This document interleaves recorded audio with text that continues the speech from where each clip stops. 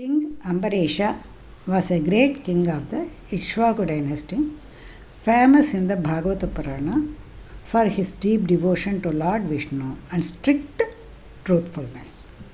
Though he ruled the entire earth with wealth and power, he lived like a saintly king. That's why he called as a Rajarshi, using everything only in service of God. Ambarisha observed the Ekadasi and Dvadashi fast vratam very strictly, especially on Vaikuntha Ekadasi in Vrindavan, where the rule was to fast on Ekadasi and break the fast purana at the exact auspicious time on Dvadashi. On one such occasion, he completed a year-long vrata and arranged a great feast for Brahmins and guests after the fast. Just then, the famous sage Durvasa, known for his short temper, arrived as a guest, and the king respectfully requested him to eat first before he himself broke the fast. Durvasa agreed, but went to bath in the river with his disciples and did not return as the exact Parna time approached. Ambarisha faced a dilemma. If he did not break the fast on time, the vow would be broken. If he ate before the guest, he would insult the sage. On the advice of his priest, he took just a sip of water, which was considered both eating and not eating, to technically keep the vow and still wait to feed Durvasa first.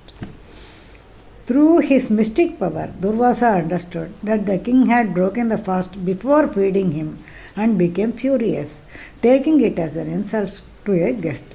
In anger, he plucked a hair and created a fierce demon, Kritya, to kill Ambarisha on the spot. Ambarisha did not resist or run away, but calmly fixed his mind on Lord Vishnu, accepting whatever would happen as God's will. At once the Sudarshan Chakra of Vishnu appeared, destroyed the demon, and then turned toward Durvasa himself. Terrified, Durvasa fled across the universe, first to Brahma and then to Shiva for protection. But both told him they were powerless before the divine weapon and that only Vishnu could help.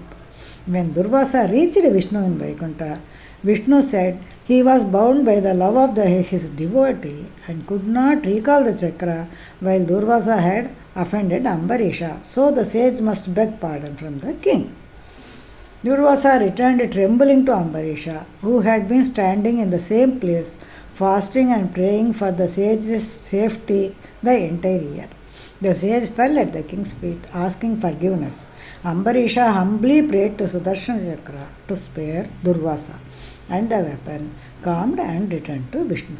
Afterwards, Ambarisha respectfully served food to Durvasa, who admitted that the king was a supreme devotee, greater even than powerful sages. The story ends with the teaching that sincere devotion and humility can protect a person even from great dangers, and that God considers himself bound by the love of his devotees.